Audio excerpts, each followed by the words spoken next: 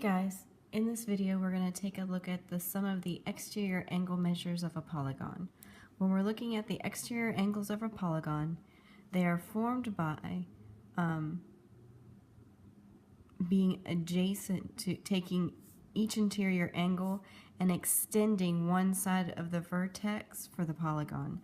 So what that means is, so we've got this angle and it's going to be adjacent to each interior angle. So here's the angle, and right next to it or adjacent to it, we're going to extend one of the sides for that shape, and then this is going to be an interior angle. So that's one of the interior angles. And if you start going this way with the interior angles, you've got to keep going that way all the way through.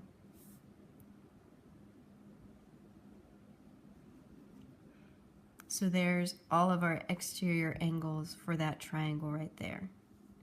And then if we're doing them for the square, let's say you choose to go this way with it.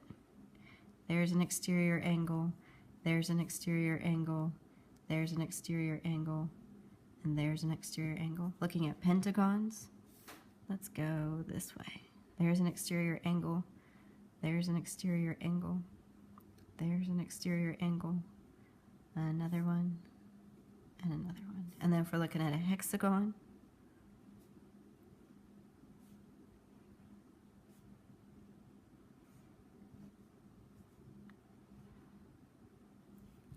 so that's how you would create the exterior angles that we're looking at for those polygons, and you would just repeat the process for however many sided figure you have. The thing with exterior angles and polygons that's different from interior angles, with the interior angles, depending on how many sides that controlled how many different or how many degrees you're going to have within that shape.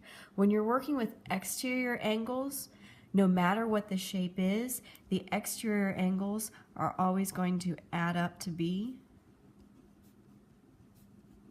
360 degrees.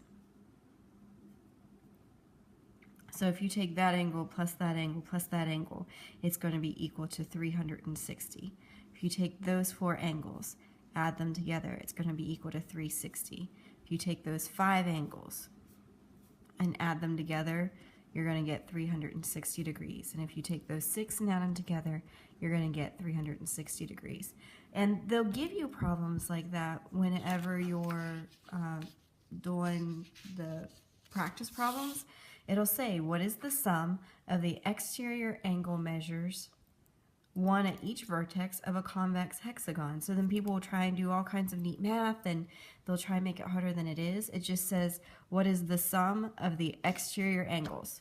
At that point, you really don't have to read anymore. The sum of the exterior angle measures is going to be 360 degrees, no matter what the shape is going to be. As long as it's convex, you're good.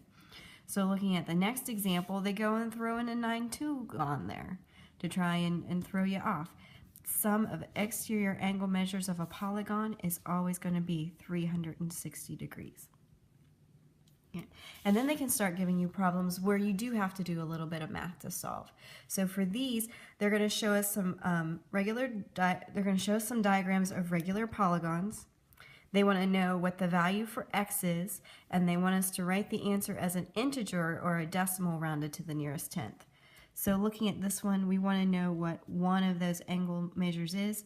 So if we had all of them, though,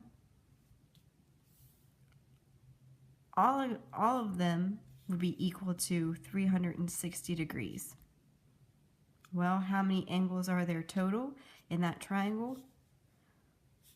We would have 3 angles that are all the same size, because regular means all the same size. So if this one's x, this one has to be x, and this one has to be x.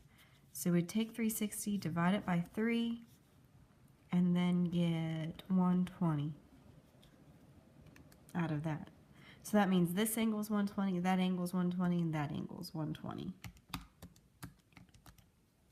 So looking at this one, they want to know, what is the measure of that angle right there? Well, that's a pentagon, so it's got 5 sides. If it's got 5 sides, it also has 5 exterior angles.